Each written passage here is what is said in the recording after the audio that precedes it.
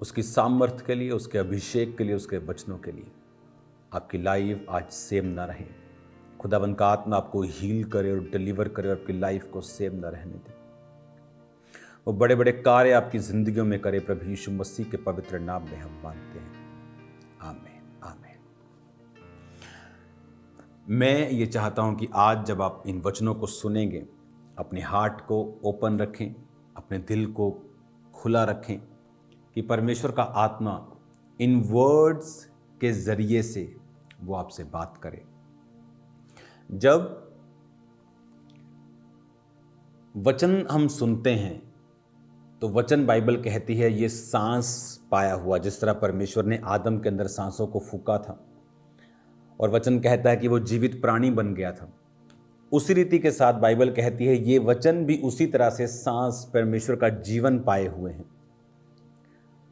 तो बाइबल कहती है जब हम इन वचनों को सुनते हैं और अपनी लाइफ में इन्हें पढ़ते हैं तो एक्चुअल में हम अपनी लाइफ को इनहेल कर रहे होते हैं, हम परमेश्वर के जीवन को अपने अंदर ले रहे होते हैं। इसीलिए जब लोग चर्च में जाते हैं, जब लोग क्रिश्चियनिटी में आते हैं तो लोग बोलते हैं कि ये ऐसे कैसे इनका जीवन बदल गया, इनको बहुत सारा पैसा मिला होगा। लेकिन उन्हें ये मालूम नहीं होता कि उनकी लाइफ जो है वो परमेश्वर ने बनाई है और परमेश्वर ही उनकी लाइफ में जीवन का सांस फूंक सकते हैं। और जब वो चर्च में जाते हैं उन्हें क्या मालूम होता है कि वो परमेश्वर के सांस पाए हुए वचन को सुन रहे हैं, वो परमेश्वर के सांस पाए हुए वर्ड को सुन रहे हैं। और जब वो परमेश्वर के वचन को अपने अंदर ग्रहण करते हैं, वो डेथ चाहे उनके परिवार में हो, वो डेथ चाहे उनकी फैमिली में हो, वो डेथ चाहे उनके फाइनेंसिस में हो, वो डेथ उनके सेहत में हो, परमेश्वर उन एरियाज में उन्हें ज़िंदगी देना शुरू करता है और लाइफ देना शुरू करता है। जो ब्लड, जो बदन आपने खाया और पिया, परमेश्वर ने क्या कहा, लहू में प्राण है। जीसस क्राइस्ट के लहू में भी प्राण है। और बाइबल कहती जब हम लहू को, प्राण को खाएंगे तो वो जीसस क्राइस्ट का प्राण जो है, उसका जो जीवन है वो आपके जीवन में प्रवेश करता है। और इसीलिए बहुत से आपको टेस्टिमनीज मिलेंगे पूरे वर्ल्ड में कि जब वो परमेश्वर के वचन को समझकर उन्होंने प्रभु भोज लिया, किसी का कैंसर डिसअपीयर हो गया, किसी की स्किन कंडीशन थी बहुत भयानक, परमेश्वर ने उसे उन चीज़ों से आज़ाद कर दिया। बात यह है कि हम परमेश्वर के वचन को कितना समझते हैं, हम परमेश्वर के वचन को कितना अंडरस्टैंड करते हैं और किस तरह से हम परमेश्वर के वचन को अपनी लाइफ में लेते हैं, फिर हमारा छुटकारा इस बात के ऊपर निर्भर करता है। हालेलुया। आज जो सुबह की मीटिंग में मैंने एक बातों को समझाया कि इत्तेफाक से आपकी लाइफ में कुछ नहीं होगा। अब्राहम ब्लेस्ड था, उसका रीज़न था वचन पे चलना। अब्राहम की लाइफ में एक प्रॉब्लम थी, झूठ बोलने की। अगर आप उसकी लाइफ में देखो तो वो एक उसके जीवन में गंदी आदत थी, झूठ बोलना। वो डर जाता था, झूठ बोलता था, ये मेरी बहन है। तो उसकी वजह से उसकी लाइफ में बांझपन भी रहा। आपकी लाइफ को जो फंसाती हैं ना चीज़ें, वो बड़ी नहीं है। एक क्रिश्चियन को छोटी चीज़ें फंसाती हैं, टीवी की एडिक्शन, अल्कोहल, वर्ल्डली चीज़ों से अटैचमेंट, प्रेयर ना करना, डर जाना, इन्फ्लुएंस में जल्दी आ जाना, ये चीज़ें हैं जो आपको गिराती हैं, आपको पीछे रखती हैं। अब्राहम कोई प्रभु से दूर नहीं था या प्रभु का हाथ उस पर था, प्रभु की बरकत उस पर थी, लेकिन उसकी लाइफ में प्रॉब्लम थी। क्या? झूठ बोलना। दाऊद की लाइफ में प्रॉब्लम थी क्या? अपनी फैमिली को सेटल ना करना, अपने बच्चों को। लिखा बाइबल कहती है ओदनिया को उसने कभी डांटा नहीं था। पहला राजा 1 उसकी 5-6 आयत। ओदनिया को क्यों नहीं डांटा? शुरू से आदत नहीं, कई अपने बच्चों को नहीं डांटते। आप जानते मोस्टली फॉरेन का जो यूथ है, मोस्टली आप जानते हैं कि ज़्यादा डिप्रेशन में है इंडियन यूथ से। अगर आप स्टडी करें इस चीज़ की, डिप्रेशन उनको ज़्यादा है। रीज़न, यहाँ पर माता पिता के अधीन रहना एक कल्चर है, लेकिन फॉरेन में क्या सिखाया जाता है? You are independent. If your mom bullies you, call us. If your dad bullies you, अच्छी बात है, ये रूल्स हमारे लिए ही बने हैं। लेकिन कई बार इन रूल्स के चक्कर में जो बच्चे हैं वो माता पिता की इज्जत करना बंद कर देते हैं।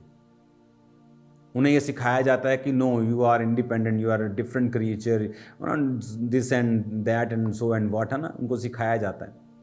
और मैंने तो यहाँ भी सुना है कई कई देशों में तो माता पिता से अटैचमेंट को तोड़ा जाता है कि आपका बच्चा यहाँ आ रहा है, हम ट्रिप पे जा रहे हैं, बच्चे को कॉल मत कीजिए।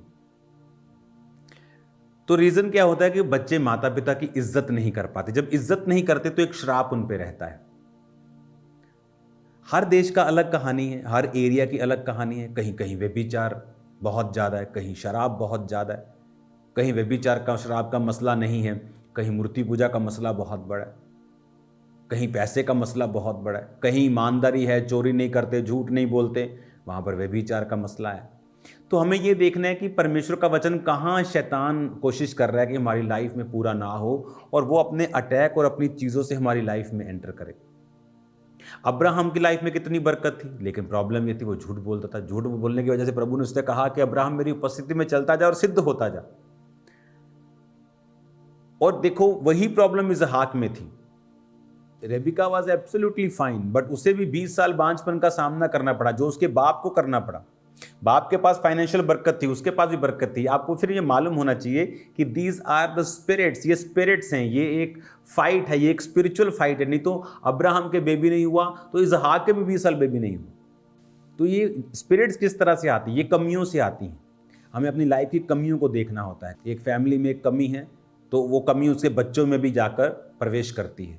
जब वो व्यक्ति समझ जाते हैं कि ये कमी शराब को भी साथ में लेके आ रही है और साथ उन सिम्टम्स को भी लेके आ रही है, तो आप फिर डिस्कनेक्ट करते हैं अपने आप को वर्ड से, आप डिस्कनेक्ट करते हैं परमेश्वर के साथ अपने आप को जोड़ के। फिर आप देखते हैं कि परमेश्वर का आत्मा आपकी लाइफ में काम कर रहा है। प्रभु ने कहा अब्राहम तू ठीक है, लेकिन तू उपस्थिति में चलो और सिद्ध हो। सिद्ध नहीं है तू। और जब सिद्ध हुआ, स्पिरिचुअल आइज ओपन हुई, तो दूत दिखने शुरू हुए। पहले बंदे शायद उसे लगते होंगे, अब उसे दूत लग रहे थे कि ये दूत हैं। दूतों को पहचाना, खाना खिलाया, उन्होंने कहा अगले साल हम आएंगे तो तेरी पत्नी के पुत्र होगा। पत्नी हंस रही थी, उसे यकीन नहीं था कि ऐसे कैसे हो सकता है, मेरे पीरियड्स बंद हो गए, अब ये 99 साल का बुढ़ा हो गया, अभी क्या होगा। बट परमेश्वर ने उसके शरीर को नया किया। रीज़न वचन को समझना। रीज़न हमें अपने देश के हिसाब से नहीं चलना है, अपने आज के कल्चर के हिसाब से नहीं चलना है। Bible is enough for all. ये आज कल परसों 10,000 साल भी अगर प्रभु यीशु ना आए, अगर कल आ जाएं, ये तब तक काम करेगी और परफेक्ट काम करेगी। ये व्यवस्था ताई हुई है, इसका वचन ताया हुआ यानी परखा हुआ है। ये वचन सिद्ध है, इस पर चलना पड़ेगा। नहीं चलेंगे तो नुकसान है, चलेंगे तो फ़ायदा है। परमेश्वर ने कान पकड़कर चलाना नहीं है, चलना हमने खुद है। वो ज़बरदस्ती नहीं करता, वो जेंटल परमेश्वर है। इसलिए आज बहुत सारे लोग कर्सिस में जीवन बिता रहे हैं। कोई माता पिता की इज्जत नहीं करता। माता पिता को बोला गया कि बच्चों के साथ सख्ती ना बहुत ज़्यादा करें। हर एक व्यक्ति जब वचन के ऊपर चलेगा तो लाइफ अपने आप हेवन होती जाएगी और ब्लेस्ड होती जाएगी। और अगर हम नहीं चलेंगे तो हम फिर क्या स्ट्रगल का सामना करते हैं, और वो स्ट्रगल परमेश्वर नहीं देता, वो हमारा अपना ही पैदा किया हुआ, या हमारी इग्नोरेंस से पैदा होता है कि हमें वचन का मालूम नहीं, या उस पर ना चलना। कोई बंदा नहीं जानता कि ये ब्लेड है, उसने लाइफ में कभी कुछ देखा नहीं, तो ये थोड़ी कि ब्लेड पे अपना हाथ मार देगा तो ब्लेड नहीं काटेगा कि इसको मेरा पता नहीं। कोई इग्नोरेंस में हाथ लगा देगा तब भी वो कटेगा, कोई जानबूझ के पंगा लेगा तब भी वो कटेगा। तो वचन ना मालूम हो तो शैतान काम करेगा ही। कोई इग्नोरेंस में करेगा तो या वो अनाज्ञाकारिता में करेगा। ये तो सिचुएशन पे निर्भर करता है। तो वर्ड को समझें, वचन खुद पढ़ें, वचन खुद समझें, स्टडी करें। अब्राहम की लाइफ में ये बरकत थी, क्यों थी? दाऊद फाइनेंशियली ब्लेस्ड था क्योंकि पैसों को बोता था, बीजों को बोता था। सुलेमान ब्लेस्ड था क्योंकि वो सेम आदत उसकी दाऊद की उसकी ज़िंदगी में थी। दाऊद ने व्यभिचार का पाप किया, सुलेमान भी उसी पाप में फंसा। बिकॉज स्पिरिट्स आपको फॉलो करती हैं, फैमिली स्पिरिट्स, आपको उनसे फाइट करनी होती है। फेलियर स्पिरिट्स के साथ, डाइवोर्स स्पिरिट्स के साथ, एक्सीडेंट स्पिरिट के साथ, सिकनेस स्पिरिट के साथ जो आपकी फैमिली से चलती हैं। और एक ही तरीका है उनके साथ डिस्कनेक्टेड होने का, वर्ड पर चलना, प्रभु के साथ अटैच रहना, अपने आप को उस किंगडम से हमेशा डिटैच रखना, अलग रखना, अलग प्रेयर में रहना, परमेश्वर के साथ पवित्रताई में जीना, प्रार्थना में जीना और भक्ति का जीवन बिताना और स्पिरिचुअल जीवन बिताना। Otherwise they are going to catch you. वो आपको पकड़ लेंगी स्पिरिट्स, आप कुछ नहीं कर पाएंगे क्योंकि वो आपकी फैमिली स्पिरिट्स हैं, वो शैतानी स्पिरिट्स हैं। वो कभी दया नहीं करती कि बहुत अच्छा है, अगर अच्छा है तो और पकड़ेंगे, क्योंकि शैतान को अच्छे लोग पसंद नहीं। अब आपको ये बातों को समझना है, वचन के साथ रोज जुड़ना है। आज एक पहला राजा 5 और उसकी 6 आयत को आप पढ़ेंगे। आप अब्राहम की जो जितने भी पद हैं, उत्पत्ति 12 से लेके उत्पत्ति 21 तक, जब तक इसहाक का जन्म होता है, आप इन चीज़ों को पढ़ेंगे।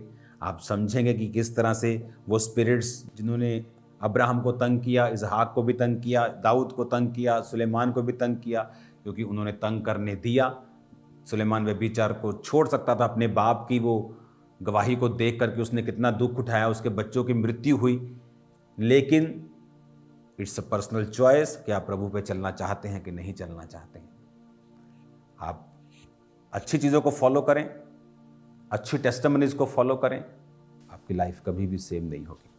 अगर आप वचन को ध्यान से पढ़ें तो एक एक चीज़ जो बाइबल में लिखी है उसका बहुत बड़ा मीनिंग है। मैं आपको पढ़ाता हूँ। इसी पहले राजा की जब मैं आपसे बात कर रहा हूँ, दूसरे शमूएल के बाद आता है ये, तो इसमें लिखा है कि दाऊद, पहला राजा 1 उसकी 1, दाऊद बहुत बूढ़ा पुरनिया हो गया, उसको कपड़े उड़ाए जाते थे तो भी गर्म ना होता था। उसके कर्मचारियों ने कहा, प्रभु राजा के लिए कोई जवान कुंवारी ढूंढी जाए जो उसके सम्मुख रहकर उसकी सेवा करे, उसके पास लेटे। प्रभु राजा को गर्मी पहुंचे तब उसने समस्त इजरायली देशों में सुंदर कुंवारी ढूंढते ढूंढते अभिषेक नामक शुनेमवासी कन्या को पाया और राजा के पास ले आए। बहुत सुंदर थी वो, राजा की दासी होकर उसकी सेवा करती रही, परंतु राजा ने उसके साथ सहवास नहीं किया, राजा उसके साथ सोया नहीं, गलत काम नहीं किया। क्यों? अब दाऊद को एक्सपीरियंस हो चुका था कि ये सहवास करना, सेक्स करना, ये सोना, ये it's not A only physical thing, ये स्पिरिचुअल थिंग भी है। क्योंकि आप एक तन और एक स्पिरिट, एक मन हो जाते। कहता है जो प्रभु के संगति में रहता है उसके साथ एक आत्मा हो जाता है। जो वैश्या की संगति के साथ रहता है वो भी एक हो जाते हैं। मनुष्य अपने माता और पिता से अलग रहेगा और अपनी पत्नी से मिला रहेगा, वो एक तन होंगे। मतलब जिस लड़के के साथ आप सोए हैं उसकी सारी स्पिरिट्स, उसके संघर्ष, उसका सारा कुछ आपका है। आप बोलेंगे मैं तो तब मैंने माफी मांग ली, प्रभु आपको माफ कर देगा। दाऊद को उसने माफ कर दिया, लेकिन वो स्ट्रगल बैतशेबा का, उसके पति उरिया को जो मरवा दिया गया, उसकी लाइफ में तब तक चला जब तक दाऊद मर नहीं गया। क्योंकि ओदनिया उसी कारण, जो दाऊद ने पाप किया था उसी कारण उसका विद्रोह हुआ था। ये उसका कॉन्सिक्वेंस था। प्रभु ने माफ कर दिया, लेकिन पाप का कॉन्सिक्वेंस कभी भी खत्म नहीं होता। तो वो जो आप चाहे 10 साल पहले पाप किया, उसका कॉन्सिक्वेंस खत्म नहीं होगा। प्रभु आपको माफ कर देगा, नेक्स्ट लाइफ आपकी बेटर कर देगा। दाऊद की भी उसने कर दी। इसलिए आप जितना पाप करते जाएंगे उतना बोझ आप पर पड़ता जाएगा। एक व्यक्ति, मैं उदाहरण देता रहता हूं कि एक व्यक्ति एक्सीडेंट हो गया जिसका, और बाजू कट गई क्योंकि उसने दारू पी के गाड़ी चलाई। अब वो तौबा करता है कि प्रभु मैं आगे से गाड़ी पी के कभी दारू नहीं चलाऊंगा। क्या उसकी बाजू वापिस आ जाएगी? नहीं, because these are the consequences of sin, of that accident. कि बाजू नहीं, अब बाजू नहीं आ सकती, तो क्या बाजू नहीं आ सकती वापस, तो क्या मैं फिर दोबारा फिर दारू पी के चलाऊं? बाजू तो आनी नहीं है, फिर दूसरी बाजू जाएगी, जान भी जा सकती, कुछ भी हो सकता है।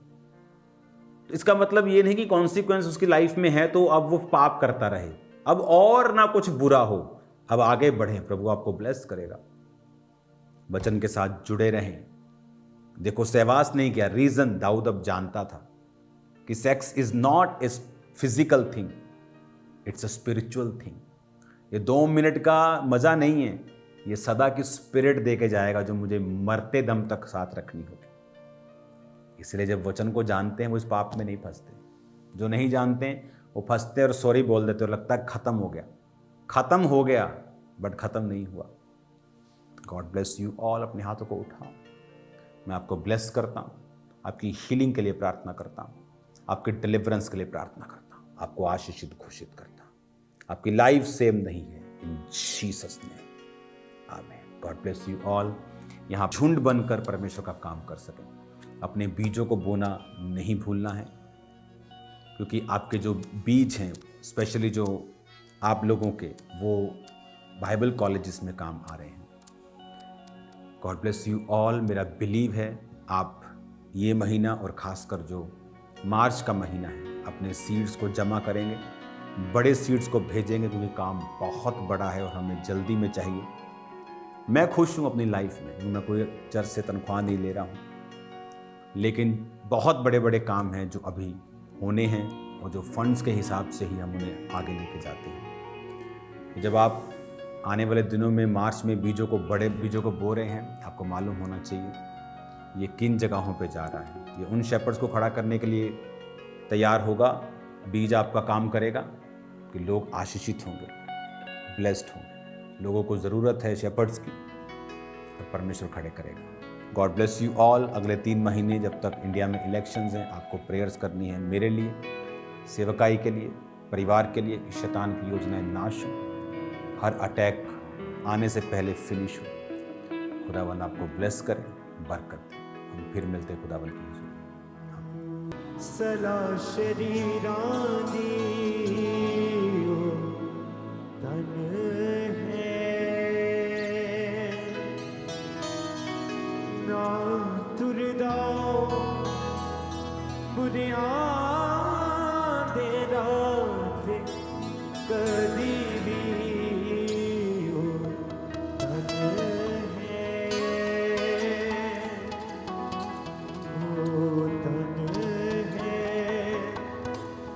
जो न मनदा है सला शरीरां दी ओ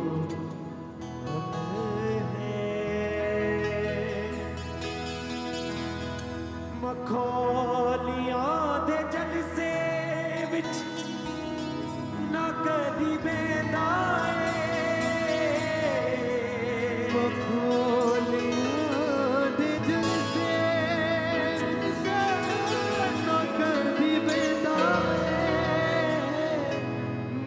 दिन रात शरानो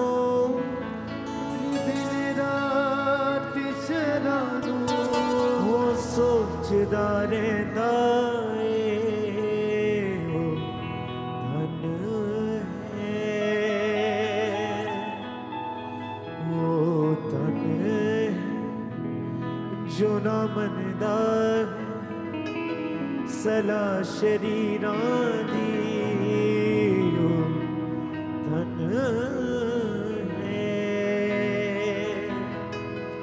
क्योंकि बाइबल में लिखा है कि वो पुरुष धन्य है जो दुष्टों के मार्ग पर नहीं चलता, ना पापियों की मंडली में बैठता है। वो अपनी ऋतु में फल लाता है और उसके पत्ते कभी भी मुरझाते नहीं, और यहोवा उससे प्रसन्न होता है।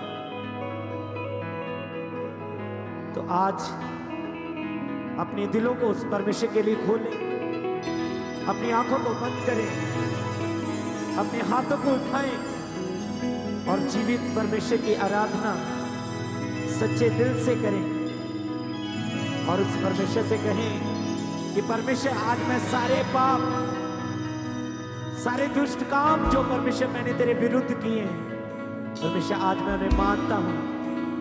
आज मैं तेरी हजूरी में आता हूं खुदाबंद, आज मैं तेरे सामने आता हूं खुदाबंद। आज मुझे छू और मुझे चंगा कर खुदाबंद, मुझे हील कर खुदाबंद, मुझे अपनी हजूरी से, मुझे अपनी सामर्थ से भर खुदाबंद। आइए सब अपनी आंखों को बंद करेंगे और हम गाएंगे।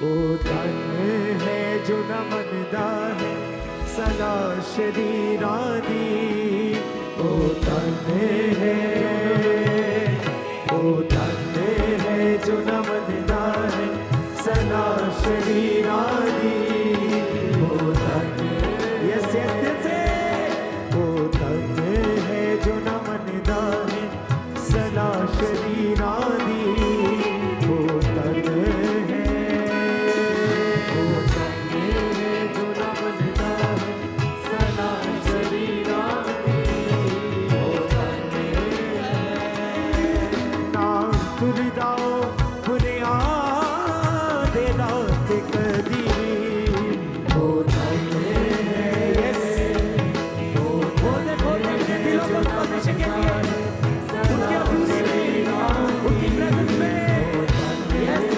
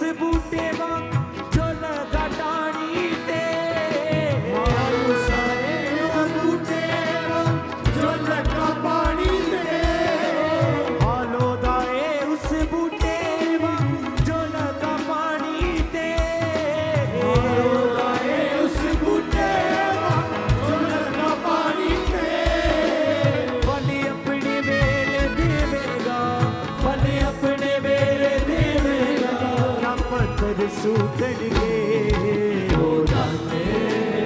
ये सोतान गए जो न मरना है सदा शरीरानी अपनी आंखों को बंद करें दिल से जाओ तुर जाओ